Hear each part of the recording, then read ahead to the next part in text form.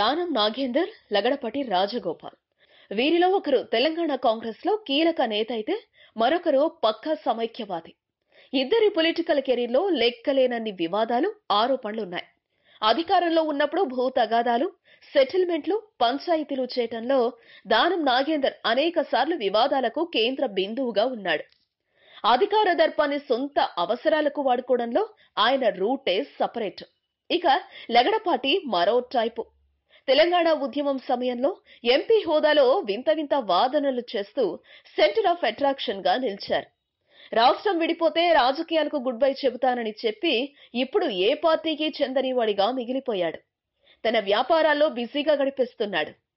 అయితే ఇప్పుడు వీళ్ళిద్దరి గురించి ఎందుకు చెప్తున్నాననేగా మీ సందేహం? ఒక్క నిమిషం, అక్కడికే వస్తున్నా. వీళ్ళిద్దరూ బంధువులన్న విషయం మీకు తెలుసా? వీరిద్దరి మధ్య చుట్టరికం ఉందని తెలిస్తే నమ్ముతారా? లగడపాటేమో అసలు సిసలైన కృష్ణా జిల్లా కమ్మ, దానం నాగేందర్ ఏమో తెలంగాణ మన్నూరు కాపు. మరి వీళ్ళిద్దరికి బంధుత్వం ఏంటి? అదెలా సాధ్యమనుకుంటున్నారా? మరి అదే వింత. హైదరాబాద్ మహేశ్వరం ల్యాండ్ స్కామ్ లో అరెస్ట్ అయిన అనిల్ కిషన్ స్వయంగా దానం నాగేందర్ బియ్యంకుడు. దానం కుమార్తెను కిషన్ కొడుకు పెళ్లి చేసుకున్నాడు. కిషన్ భార్య పద్మజది కమ్మవర్గం. ఇదే సమయంలో రాజగోపాల్ కుమారుడు కిషన్ కుమార్తె కొన్నాళ్లుగా ప్రేమించుకుంటున్నారు.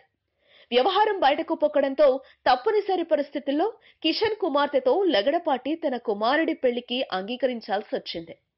ఆ విధంగా దానం నాగేందర్, లగడపాటి ఇద్దరు కిషన్ పుణ్యమా అని బంధువులైపోయారు.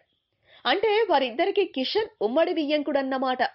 అయితే ఇప్పుడు భూకుంభకోణంలో అనిల్ కిషన్ అరెస్టు కావడంతో అటు దానం, ఇటు లగడపాటి పరిస్థితి విచిత్రంగా మారింది.